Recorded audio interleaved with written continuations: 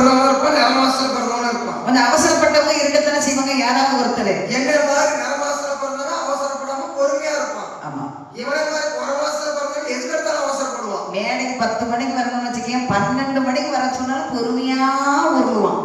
அந்த மாதிரி ஒரு கொடுப்பனை கிடைச்சா எவ்வளவு நிம்மதியா இருக்கும், எவ்வளவு சந்தோஷமா இருக்கும். போகும்போது சம்பளம் மட்டும் கையில கிடைக்கும். ரேட்டு எவ்வளவுன்னு கேட்பேன். ஆமா, கேட்கணும் இல்ல, கேட்கணும் அவங்களுக்கு தெரியுமா.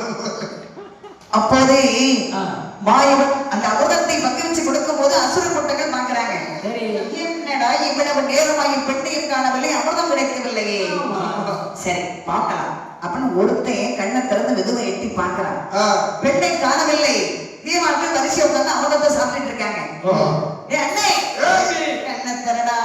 என்னடாச்சு? பெண்ணை காணவில்லை. பெண் எங்கே? ஓடிட்டாடா. பெண் போகட்டும், நமக்கு கிடைக்காத அமிர்தத்தை சாப்பிட்டுக் கொண்டிருக்கின்றார்கள். விடலாமா? ஓடாட்டி வாக்குல இருக்கிற அமிர்தத்தை பிடிங்கிடுடா. அவனுக்கு கையை கட்டிக்கிட்டு